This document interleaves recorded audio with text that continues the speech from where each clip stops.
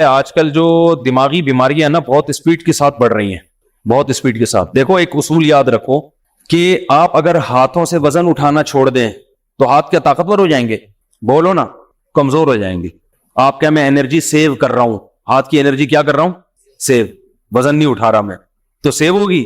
آپ اگر ٹانگوں سے چلنا چھوڑ دو تو ٹانگیں مضبوط ہو جائیں گی کیا؟ بولنے پر گورنمنٹ نے پابندی لگائی ہے. تو یاد رکھو جب ہم بچپن سے ہی نا ٹینشنوں کے اگر ہم عادی ہوتے ہیں, کچھ نہ کچھ ٹینشن ملتی رہتی ہے, تو انسان کے جو اعصاب ہے نا وہ ٹینشن برداشت, ٹینشن کا ویٹ اٹھاتے اٹھاتے باڈی بلڈر بن جاتے ہیں, یعنی ویٹ لفٹر بن جاتے ہیں. اور اگر بچپن سے ہی ٹینشن کوئی مل ہی نہیں رہی ہو, ممی ڈیڈی والا سیٹ اپ ہو, یہ بچہ نفسیاتی پاگل بنے گا بڑا ہو کر, یہ بتا دوں میں.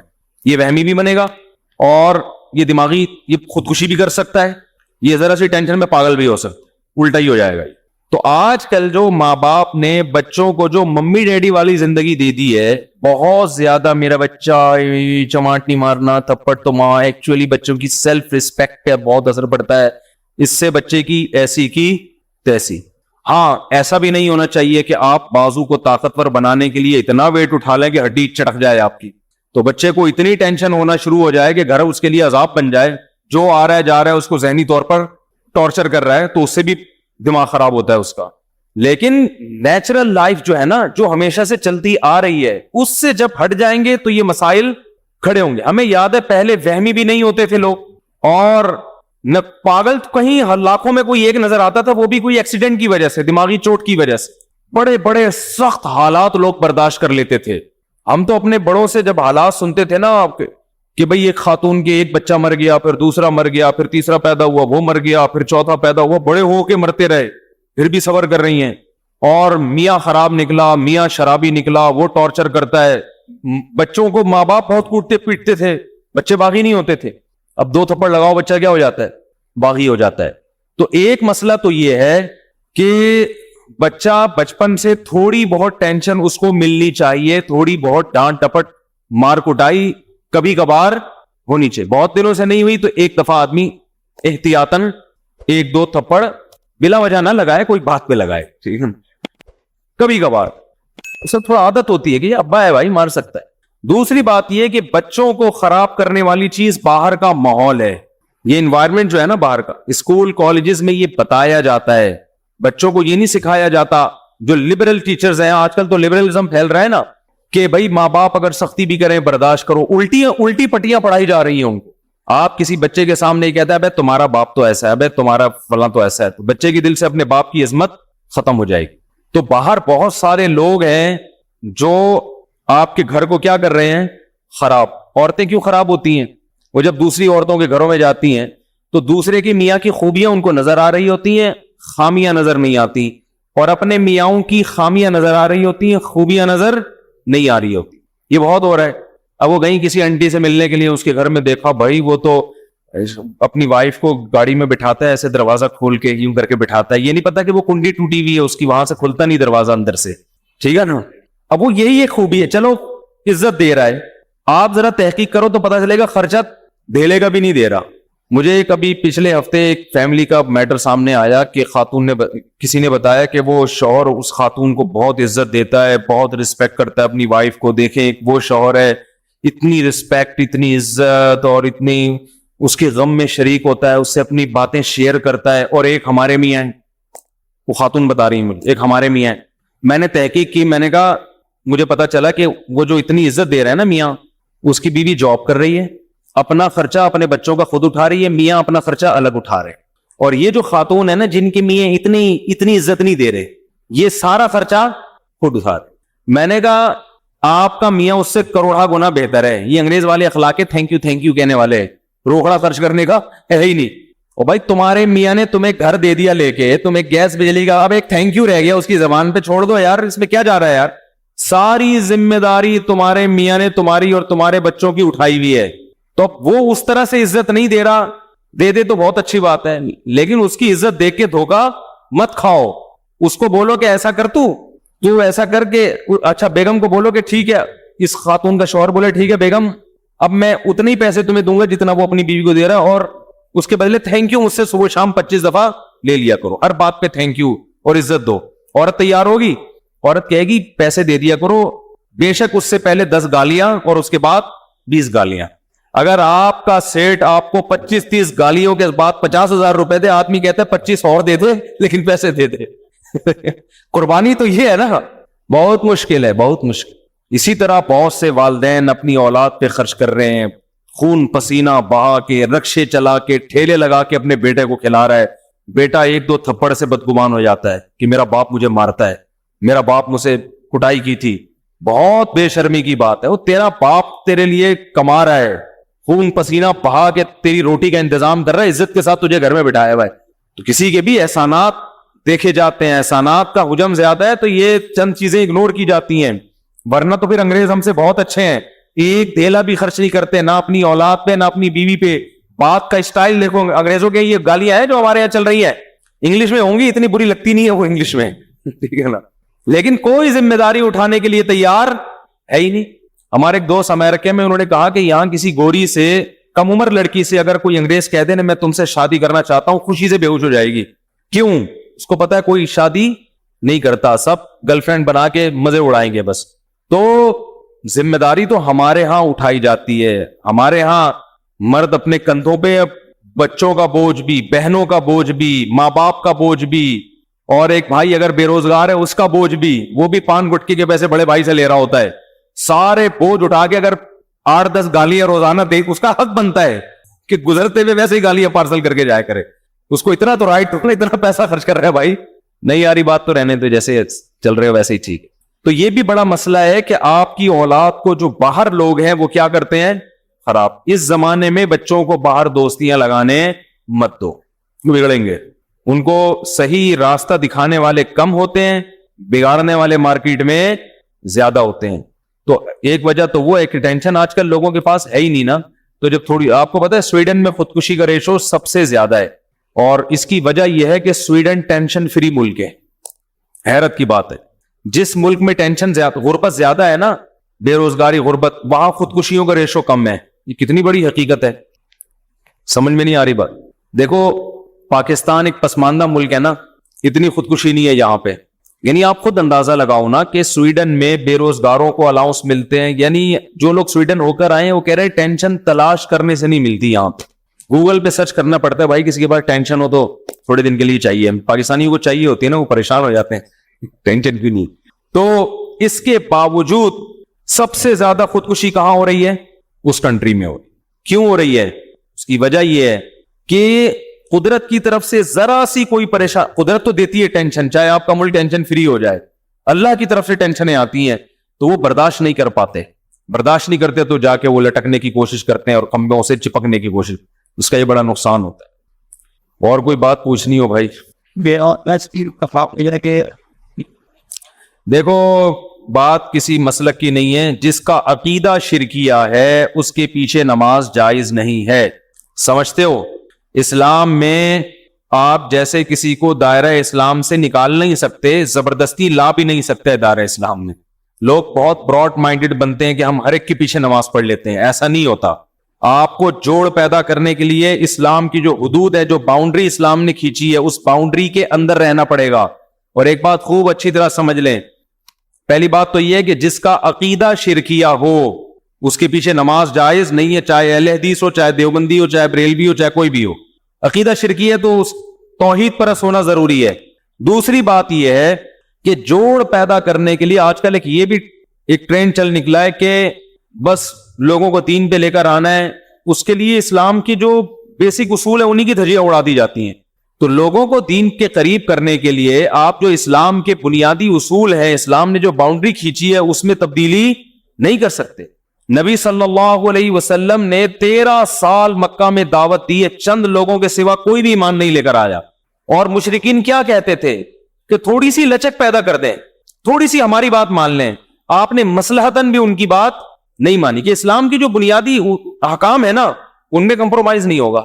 جن چیزوں کا انتظامی معاملات سے تعلق ہے, مینجمنٹ سے, ان میں تو جیسے صلح حدیبیہ میں آپ نے بہت ساری چیزوں میں مانی ان کی بات.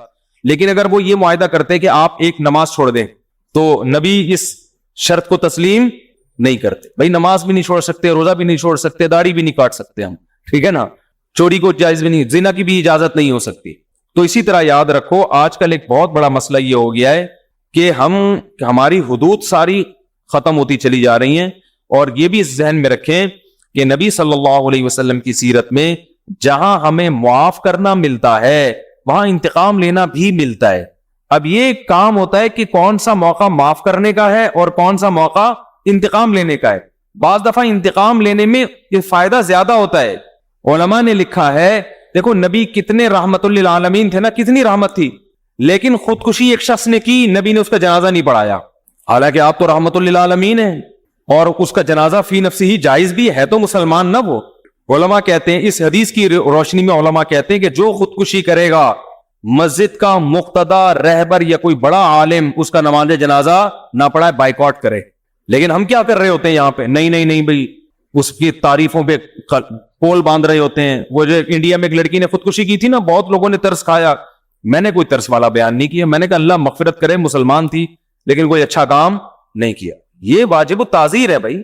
تم جرم بھی کر رہی ہو اور ساری دنیا کو بتا کے دریا میں چھلانگ لگا کے اور بھی لوگوں کو کہہ رہی ہو کہ سب چھلانگے مارو. یہ تو بے صبری ہے نا.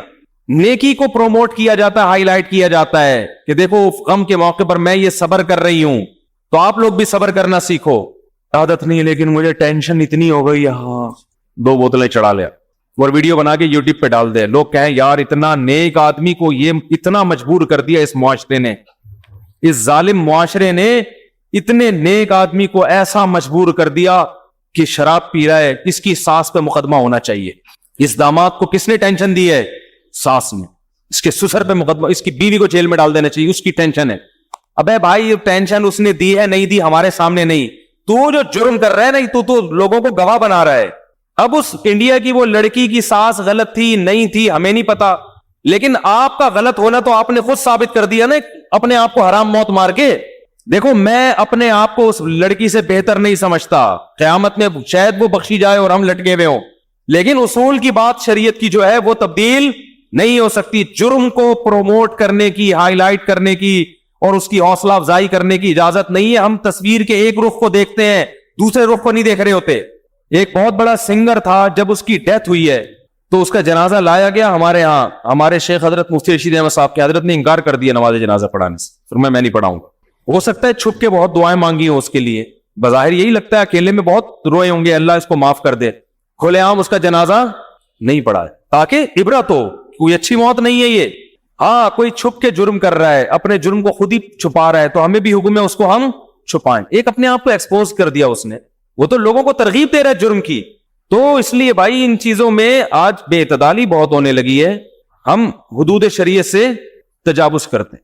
مجھے کچھ سنگر لوگ ملتے ہیں کہ ہم نے توبہ کر لی, ہم پہلے ایسے تھے, ہم یوں تھے. تو ٹھیک ہے بیچاروں نے توبہ کی, اللہ ان کی توبہ قبول فرمائے, لیکن میں ان سے اکثر ایک بات کہتا ہوں کہ یار اپنے ماضی کو بھول جاؤ. ماضی کو ایک تصویر تو چلو کوئی اپنی محفوظ رکھ لے کہ لوگوں کو ترغیب دینے کے لیے کہ میں ایسا تھا اور ایسا ہو گیا, چلو ایک آدھ اس میں یہ مسئلہ سمجھ میں آتی ہے تاکہ دوسرے گلوکاروں کو بھی موٹیویشن ملے. ہمارے ایک دوست تھے, وہ کہیں ڈراموں میں آیا کرتے تھے, تو پھر انہوں نے توبہ کی تو انہوں نے مجھے اپنی پرانی تصویر بنائی نا, دکھائی, کیپ پہنا ہوا ہے, کالا چشمہ اور عجیب سی مونچھیں رکھی ہوئی ہیں. اور جب وہ توبہ کیا, ایسا جن کی میں نے 3 شادیاں نہیں, تیسری کروائی تھی شادی, وہ ویڈیو بھی گئی تھی. اب وہ شوبز کی دنیا چھوڑ کے شادیوں پہ سیٹ ہو گئے ہیں. شوبز کی دنیا چھوڑ کر کس پہ سیٹ ہو گئے ہیں؟ سیٹ ہوتا ہے آدمی تو پھر وہ کرتا ہی چلا جاتا ہے, پھر وہ ڈھیٹ بن جاتا ہے. تو میں نے کہا اچھا ہے, وہ جو حرام کاری کا خطرہ تھا وہاں پہ, یہ نہیں کہ سب کوئی غلط کر رہے ہوتے ہیں, میں الزام نہیں لگا رہا.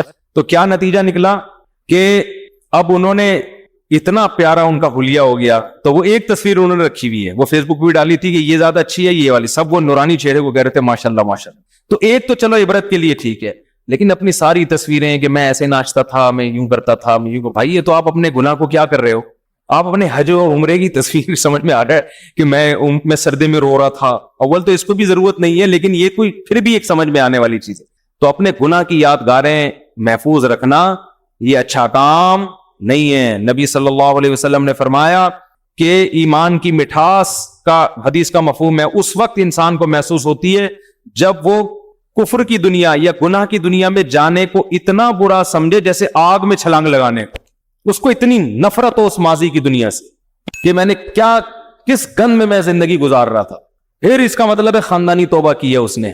سمجھتے ہو کہ نہیں سمجھتے ہو؟ جی مفتی صاحب مغرب کے بعد بیان صحیح ہے, ہم لوگ دور سے آتے ہیں, جاتے جاتے 1 بج جاتا ہے. یار زیادہ تر لوگ عشاء کے بعد آتے ہیں نا, چند لوگ تو ٹھیک ہے, ابھی دیکھو لوگ ہی نہیں ہے مارکیٹ میں, ورنہ تو کافی زیادہ لوگ آتے ہیں. عشاء کے بعد ہی ٹھیک ہے میرا خیال ہے, تھوڑی ہمت کر لیں. کیا کہہ رہے ہیں بھائی آپ؟ جی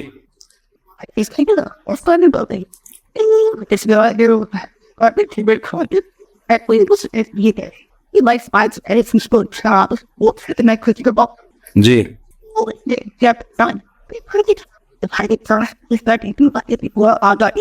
ہاں جی. دیکھیں یہ جو الزام لگایا جاتا ہے نا کہ اہل سنت والجماعت اہل بیت پر بیان بہت کم کرتے ہیں, ایسا نہیں ہے. اہل سنت میرا حضرت حسین کی فضیلت پر بیان ہو چکا ہے, حضرت حسن کی فضیلت پر بیان ہو چکا ہے, حضرت علی کی فضیلت پر بیان ہوا ہے, تو سب علماء کر رہے ہیں. ہاں اہل بیت صحابہ میں حضرت معاویہ کی فضیلت پر عام طور پر ہمارے ہاں زیادہ بیان اس لیے ہوتا ہے کہ سب سے زیادہ طعن و تشنیع ان پہ کی جاتی ہے, ان کے دفاع میں اس لیے بیان ہوتا ہے. اگر شیعہ حضرات ان پہ لان تان چھوڑ دیں تو پھر ان کے فضائل ہمیں بھی بیان کرنے کی ضرورت نہیں ہے. تو یہ شیعہ لوگوں نے ہی ہمیں مجبور کیا ہے کہ ہم حضرت معاویہ کے فضائل کثرت سے بیان کریں. باقی یہ تو متفق علیہ عقیدہ ہے کہ ہم حضرت معاویہ کو حضرت علی پر فضیلت نہیں دیتے. یا تو ہم دے رہے ہو نا فضیلت, پھر یہ الزام لگایا جا سکتا. ہم مانتے ہیں کہ حضرت علی کی فضیلت حضرت معاویہ سے زیادہ ہے. دوسری بات دیکھیں کہ جب بھی آپ خود کسی کو اجازت دے دیں گے نا کہ وہ آپ پہ سوالات کی بوچھاڑ کرے, تو اس کا نتیجہ یہ نکلے گا کہ وہ تو اپنی ساری باتیں آپ سے کر لے گا. میرے پاس کچھ لوگ یہاں آئے تھے باغ فدق کے بارے میں بات کرنے کے لیے کہ باغ فدق میں یہ جو ان کے مسائل ہیں کہ یہ ہو گیا, یہ ظلم ہو گیا فلاں. میں نے کہا میں نے ان کو بٹھایا, میں نے کہا بیٹھو. میں نے کہا آپ کیا چاہتے ہو کہ یہ الزامات کو صحیح مان کے میں شیعہ ہو جاؤں؟ آپ یہ چاہتے ہو؟ یعنی اس سے یہ ثابت کرنا چاہتے ہیں کہ سنی مذہب غلط ہے اور شیعہ کیا ہے صحیح ہے, یہ چاہتے ہو نا؟ تو میں نے کہا میرے شیعہ مسلک پہ یہ اعتراضات ہیں, کیونکہ سنیوں کا تو یہ عقیدہ ہے. اہل سنت والجماعت کہتے کس کو ہیں پتہ ہے؟ اہل سنت میں سنت سے مراد ہے حدیث, اور الجماعت سے مراد ہے صحابہ. تو میں نے کہا اور صحابہ میں سب سے پہلے خلفائے راشدین ہیں. ہم یہ کہتے ہیں خلفائے راشدین نے کبھی ظلم, اور اتنا بڑا ظلم کہ نبی کی بیٹی کے ساتھ ظلم کرے, یہ تو ہمارے عقیدے کا بنیادی حصہ ہے. اگر اس کو آپ نے ثابت کر دیا تو اس کا مطلب سنی مذہب کی بیس ہی کیا ہے؟ بولو غلط. تو پھر جب سنی مذہب غلط ہے تو پھر صحیح والا کون سا ہے؟ پھر صحیح اگر شیعہ ہے تو مجھے شیعہ مسلک پہ یہ اعتراضات ہیں. آپ سائل بن کے ان سے سوالات پوچھنا شروع کر دیں کہ آپ شیعہ مسلک پہ مجھے یہ اعتراض, یہ اعتراض, یہ اعتراض, یہ اعتراض, وہ بہت سارے ہیں, ان کا جواب دے دو تو میں شیعہ ہونے کے لیے تیار ہوں, ورنہ نہ میں ادھر کا رہوں گا نہ میں ادھر کا, میں درمیان میں لٹکا رہوں گا. سمجھ میں آ رہی ہے بات؟ آپ ان سے سوال پوچھیں نا. جیسے عیسائی بھی اسلام پر اعتراض کرتے ہیں, عیسائی لوگ بھی اعتراض کرتے ہیں اسلام پہ, یہ اعتراض ہے, یہ اعتراض ہے. بھائی ٹھیک ہے مان لیا یہ اعتراض, تو میں اسلام چھوڑ دوں؟ وہ کہے گا ہاں چھوڑو, جب یہ اعتراض ہے تو پھر کیا کروں میں؟ کہ وہ کہے گا عیسائی ہو جاؤ. اگر اسلام پہ 10 اعتراض ہیں تو عیسائیت پہ 1000 اعتراضات ہیں, اور بیس سے ہی شروع ہو جائیں گے اعتراضات, بنیاد سے ہی شروع ہو جائیں گے. تو اگر آپ اگلے کے سوال جواب دینے میں لگے رہو گے نا, وہ ایک اعتراض اٹھائے گا, پھر وہ دوسرا اٹھائے گا, پھر وہ تیسرا اٹھائے گا, پھر وہ چوتھا اٹھائے گا, وہ اٹھاتا رہے گا بیٹھ کے. تو آپ کو اس کا لا حاصل بحث ہے, ٹھیک ہے نا, لا حاصل بحث ہے. تو یہ جیسے وہ منکرین حدیث سے میری بات چیت ہوئی تھی, تو وہ بخاری پہ یہ اعتراض, مسلم پہ یہ اعتراض. میں نے کہا مان لیا یار بخاری غلط ہے, ٹھیک ہے نا, تو کیا کرنا ہے پھر؟ انہوں نے کہا قرآن پہ آ جاؤ. میں نے کہا قرآن تو خود کہہ رہا ہے بخاری کو فالو کرو. کہہ رہے قرآن میں کہاں لکھا؟ میں نے کہا قرآن کہہ رہا ہے کہ نبی تشریح کریں گے اس قرآن کی, تو بخاری میں نہیں ہے, تو پھر نبی کی وہ تشریح کہاں گئی ہے؟ یہ تو غلط ہو گئی نا. تو صحیح کتابیں لے کر آؤ نا میرے سامنے پھر حدیث کی, تو صحیح تو گئی ہے نہیں تمہارے پاس. میں نے کہا بس سر پھر قرآن ہی غلط کہہ رہا ہے کہ نبی تشریح کریں گے. نبی تشریح کریں گے تو قرآن سمجھ میں آئے گا, یہ قرآن کہہ رہا ہے ہمیں. تو جب نبی کی تشریح یہ ہے ہی نہیں تو پھر صحیح والی تشریح لے آؤ, تو میں اس کو چھوڑ دیتا ہوں. نہ صحیح والی ہے تمہارے پاس, نہ اس کو فالو کرنے دے رہے ہو, اس کا مطلب تم ہی غلط ہو. کچھ اصولی باتیں ہوتی ہیں جن کا کسی کے پاس کوئی جواب نہیں ہوتا, یہ ان لوگوں کو دیا جاتا ہے جن میں دلیل سمجھنے کی صلاحیت نہیں ہوتی. بخاری کی پر جو اعتراض تھے, ہر اعتراض کا جواب ہمارے پاس ہے, لیکن ہمیں پتا ہے اس جواب میں پڑھے نا تو ایک لمبی طویل بحث شروع ہو جائے گی. اور جن لوگوں میں ذہانت نہیں ہے, کم عقل ہے, وہ بعض دفعہ ان کے پروپیگنڈے سے متاثر ہو جاتے ہیں. تو بھائی اگر متاثر ہو کے آپ کے فرقے میں میں نے آنا ہے, تو آپ کے فرقے پہ تو اتنے بڑے بڑے اعتراضات ہوتے ہیں کہ اس کا آپ کے پاس بھی جواب نہیں ہے. تو یہ منکرین حدیث تو ہر مسلک میں ایسا ہی ہے. تو اس لیے ان سے پوچھا کریں کہ یہ بہت ساری چیزیں پوچھنے کی، میں پوچھوں گا تو پھر وہ ایک مناظرے کی صورت بن جائے گی نا، یوٹیوب پہ ہو جائے گا، پھر وہاں سے جواب آئے گا، پھر وہ وہی ہوگا جو اس کا ہوا ہے صاحب علی مرزا صاحب. دیکھو ایک اصول یاد رکھو، صحیح فرقہ کون سا ہے؟ صحیح فرقہ وہی ہے جو صحابہ تابعین تبع تابعین سے تواتر کے ساتھ چلا آ رہا ہے. بس قرآن و حدیث کی جو اپنی طرف سے تشریح کر رہا ہے اس کو اٹھا کے دیوار پہ مار دو.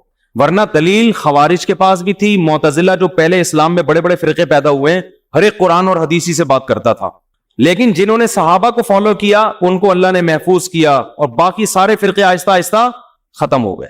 تو جو صحابہ اور تابعین کے عقیدوں کو لے کے چلے گا، جس کو عقیدہ طحاویہ میں امام طحاوی نے ذکر کیا ہے، جو سعودیہ میں پڑھائے جاتے ہیں، مصر میں، ملیشیا میں، پوری دنیا میں وہی پڑھائے جاتے ہیں، جو جس کو اللہ نے مقبولیت عطا کی ہے، وہی سلسلہ ہے صحابہ کا، تابعین تبع تابعین، وہی امت کے جمہور کا سلسلہ ہے. جو اس پہ چلے گا وہی حق پر ہے، جو اس سے ہٹے گا، نبی نے فرمایا من شذ عن جماعت المسلمین، جو مسلمانوں کے راستے سے، مسلمانوں کی جماعت سے ہٹے گا، شذ فی النار، اللہ اس کو قیامت میں الگ کر کے جہنم میں ڈالیں گے. اور قرآن کیا کہہ رہا ہے؟ قرآن کی آیت سنیں کہ وَمَن يُشَاقِقِ الرَّسُولَ مِن بَعْدِ مَا تَبَيَّنَ لَهُ الْهُدَى وَيَتَّبِعْ غَيْرَ سَبِيلِ الْمُؤْمِنِينَ، جو مومنین کے راستے کو چھوڑ کر کسی اور راستے کو اختیار کرے گا، نُوَلِّهِ مَا تَوَلَّى، جدھر جا رہا ہے ہم جانے دیں گے، وَنُصْلِهِ جہنم، اور جہنم میں پھینک دیں گے اس کو. تو یہاں بھی اللہ نے کیا فرمایا؟ مومنین کا راستہ، جو عامت المومنین کا مذہب ہے نا، اسی کو اسلام کہتے ہیں. جو اس سے ہٹے گا وہ کیا ہے؟ اب اگر ہم شیعہ حضرات کو درست مان لیں، اس کا مطلب حرم 1400 سال سے سنیوں کے پاس ہے نا حرم، تو اس کا مطلب حرمین 1400 سال پہ غلط لوگوں 1400 سال سے غلط لوگوں کے پاس ہے. اس کا مطلب بنو امیہ کی خلافت بھی غلط تھی، بنو عباس کی خلافت بھی غلط، اور خلافت عثمانیہ بھی غلط. تو 1300 سال سے مسلمانوں کی حکومتیں بھی غلط لوگوں کے پاس، مسلمانوں کی خلافتیں بھی غلط لوگوں کے پاس، حرمین بھی غلط لوگوں کے پاس، اور جنگ لڑنے والے جو مجاہدین ہیں 99% تو وہ سارے اہل سنت والجماعت میں ہیں، وہ سارے غلط. وہی غامدی صاحب والی بات ہو جائے گی کہ یا تو غامدی جنت میں جائے گا، یعنی وہ حق ہے، یا یہ ساری امت حق پر ہے. آئی بات سمجھ میں؟ عامی آدمی کے لیے حق کو سمجھنے کے لیے اتنی دلیل کافی ہے. تو صدیوں سے جو حرمین میں حکومت چلی آ رہی ہے، اسلام کا مرکز ہے، اور آپ یہ نہیں کہہ سکتے کہ بھائی یہ بھی تو ہو سکتا ہے کہ باطل لوگوں کا اسلام پہ ہمیشہ سے غلبہ رہا ہو. یہ اسلام کے بارے میں بات اس لیے نہیں کی جا سکتی کہ اسلام آخری مذہب ہے اور محمد صلی اللہ علیہ وسلم آخری مذہب ہے، آخری نبی ہے. آپ کے بعد کوئی نبی نہیں آئے گا، تو اللہ اسلام کو اتنا مغلوب نہیں کرے گا.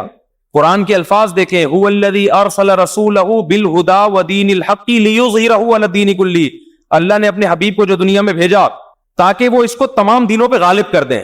تو اگر آپ حرم میں بھی کہتے ہو کہ باطل لوگ ہیں، اور بنو امیہ کی خلافت بھی اہل باطل کے ہاتھ میں تھی، بنو عباس بھی، وہ تو سارے سنی تھے، اور خلافت عثمانیہ بھی، اور یہ جو ہندوستان میں 1000 سال حکومت چلی ہے اسلامی حکومتیں، یہ بھی سنیوں کی تھی. تو یہ سارے، اس کا مطلب کیا تھا کہ یہ غلط تھے، اور تھوڑے سے لوگ کیا ہیں، وہ جنت میں جائیں گے. اس کا مطلب پھر یہ انگریز کہے گا کہ 1400 سال میں تم اسلام کا اصل نقشہ دنیا کے سامنے پیش نہیں کر سکے، غلط لوگ ہی اسلام کو فالو کرتے رہے ہیں، تو اب کیا تیر مار لو گے تم دنیا میں آ کے؟ ہم بتاتے ہیں ہمارا ماضی بہت شاندار تھا. ہمارا ماضی کیا ہے؟ بہت اہل حق کے ہاتھ میں رہی ہے حکومتیں، اس میں کچھ ظالم لوگ بھی آئے ہیں، لیکن سسٹم صحیح لوگوں کے، سسٹم صحیح تھا. حاکم ظالم آئے ہیں لیکن سسٹم بہت کم ایسا ہوا ہے کہ اب جب خلافت عثمانیہ کا خاتمہ ہوا ہے تو ہمارے ہاتھ سے حکومتیں گئی ہیں، پھر اس کے بعد ہم مغلوب ہونا شروع ہوئے.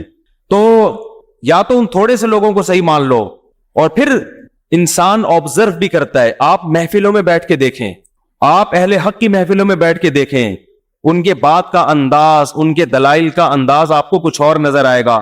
آپ اہل باطل کی محفلوں میں بیٹھ کے دیکھیں، آپ کو لگے گا کہ یہ صرف لفاظی اور ایک لوگوں کی واہ واہ لینے کا ایک طریقہ ہے، مدلل بات نہیں ہوتی. وہ آپ کو لگے گا یہ. تو وہ چھوٹی چھوٹی باتوں کو نا ہوا بنا بنا کے جو ختم ہو گئی. جب میں کہتا ہوں، سب علماء کہتے ہیں حضرت حسن نے حضرت معاویہ کے ہاتھ میں بیعت کر لی، ختم سسٹم کیا ہو گیا؟ ختم ہو گیا نا. اور وہ اہل بیعت میں سے حضرت حسن، انہوں نے بیعت اس لیے کی تاکہ امت میں جھگڑا ختم. تو ختم کر دو، آپ کیوں نہیں کر رہے؟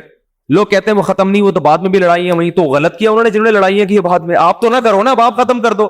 آپ وہ کام کرو جو کس نے کیا ہے؟ حضرت حسن نے کیا ہے. آپ کہہ سکتے ہو ہم وہ کریں گے جو حضرت حسین نے کیا ہے. آپ نہ وہ کر رہے ہو جو حضرت حسین نے کیا، نہ وہ کر رہے ہو جو حضرت حسن. آپ باتیں پھینک رہے ہو بیٹھ کے. باتوں سے کیا لگا رہے ہو؟ حضرت حسین رضی اللہ تعالیٰ نے باتیں کر کر کے آگ نہیں لگائی ہے امت میں. جو وہ کر سکتے تھے, جس کو حق سمجھتے تھے, اس میں اپنی جان کٹا دی انہوں نے. تو ایک امت میں دیکھو, اسلام عمل کا نام ہے, عمل. قرآن آج بھی الحمد سے لے کے والناس تک اللہ کا کلام ہے, ایک ایک لفظ محفوظ ہے. قرآن کے الفاظ دیکھو, قل, اے نبی ان سے کہہ دیں آپ. ہم دیکھو مذہب پہ چلتے ہیں کس کو خوش کرنے کے لیے؟ اللہ کو نا. تو قرآن کے الفاظ دیکھو, قل, اے نبی ان سے کہہ دو, تعالو, آؤ, اتلو ما حرم علیکم ربکم یا ربکم علیکم, آؤ میں تمہیں بتاتا ہوں تمہارا رب کن چیزوں سے ناراض ہوتا ہے, کون سے کام ہے جن سے تمہارا رب خوش نہیں ہوتا. تو فوراً ہمارے کان کھڑے ہونے چاہیے.